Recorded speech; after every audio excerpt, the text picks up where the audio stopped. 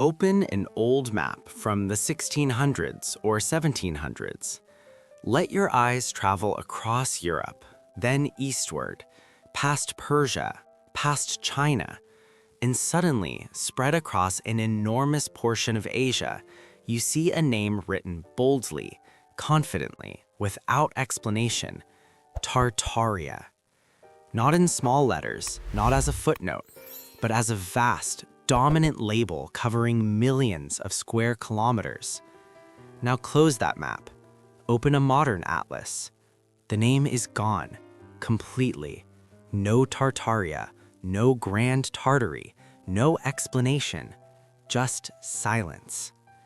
So the question isn't strange, it's inevitable. Who erased Tartaria and why? Over the past few years, Tartaria has exploded across the internet.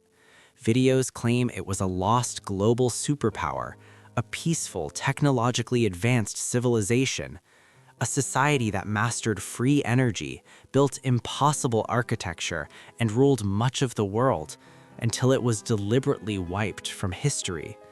According to these claims, governments burned books, rewrote maps, and buried cities to hide the truth. But here's the problem. There was a real term called Tartaria. It did appear on countless historical maps, and it did disappear. What's disputed is not whether Tartaria existed as a word, but what that word actually meant, and whether its disappearance was natural or intentional. To answer that, we have to step away from modern theories and go back to the moment Tartaria first entered history. For centuries, European knowledge of Asia was limited, fragmented, and often wrong. Cartographers relied on travelers' accounts, secondhand reports, and ancient texts.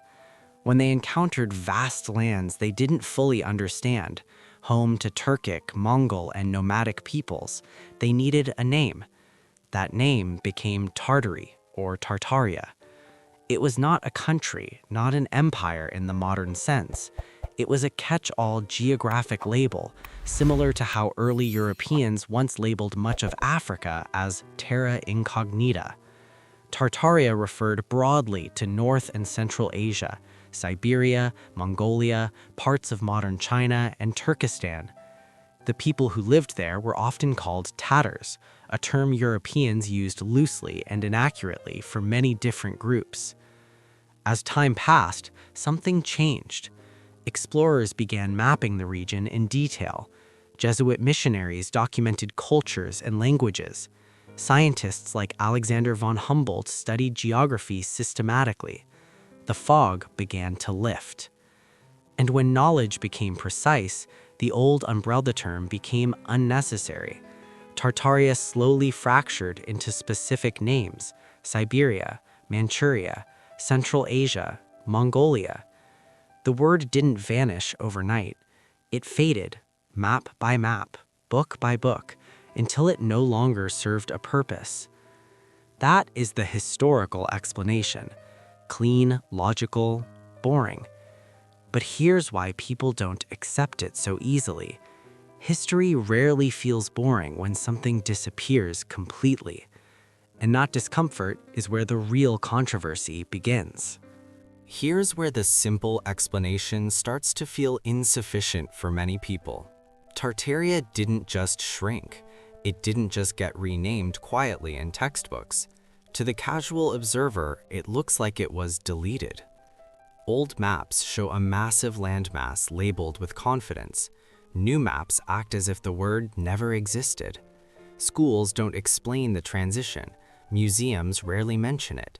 And when people go looking, they often find silence instead of clarification. That gap between historical usage and modern absence is the fuel.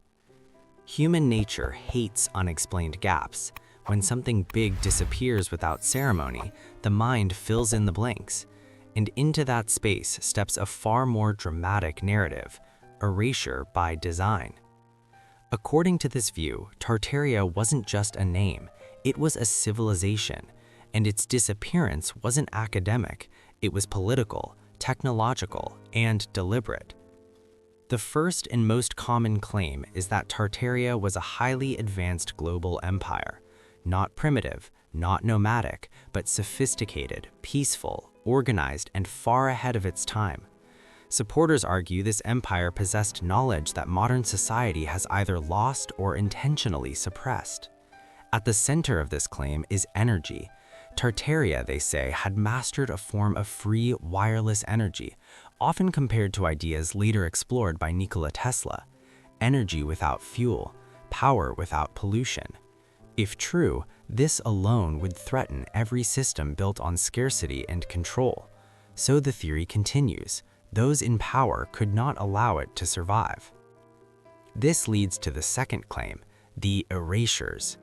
There is no single villain, but recurring suspects appear: a shadowy global elite, an old world order transitioning to a new one, expanding empires, particularly British and Russian, who allegedly rewrote history to legitimize their dominance.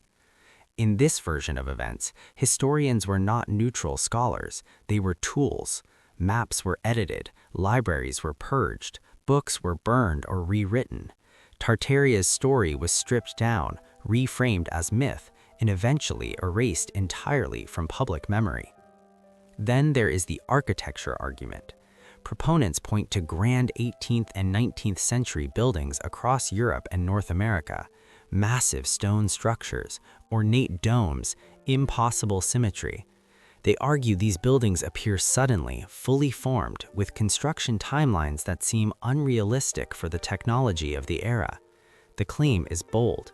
These structures were not built by modern nations, they were inherited from Tartaria. According to this idea, by erasing the civilization, later governments could claim these achievements as their own, rewriting origin stories and national pride. Finally, there is the most dramatic element of all: the mud flood. This theory suggests a mysterious global catastrophe in the 18th or 19th century that buried entire cities under layers of mud and debris. Evidence is said to exist in buildings with windows below ground level, doors opening into dirt, and sunken first floors found worldwide. In this narrative, Tartaria fell not just to politics, but to disaster. The flood destroyed its cities, survivors were absorbed or silenced, and the new ruling order rebuilt on top, literally and historically. To believers, all of this connects: energy suppression, architectural theft, catastrophe, book burnings, a coordinated reset of civilization. But there is one problem that refuses to go away. Extraordinary claims demand extraordinary evidence. And that brings us to the final question: not what people believe happened, but what we can actually prove. When all the noise fades, two realities stand side by side, and they do not easily merge. On one side is mainstream history. It says Tartaria was never a single empire, never a unified superpower, and never erased in secret. It was a word, a broad, outdated label used by Europeans who didn't yet understand Asia. As knowledge improved, the label became obsolete. No villains, no catastrophe, just better maps, clearer borders, and more accurate language. On the other side is something harder to dismiss emotionally: a pattern of disappearance, a sense that history as taught feels incomplete, that certain transitions are smoothed over instead of explained, that power has always shaped narratives, and that what survives in textbooks is often what serves the present.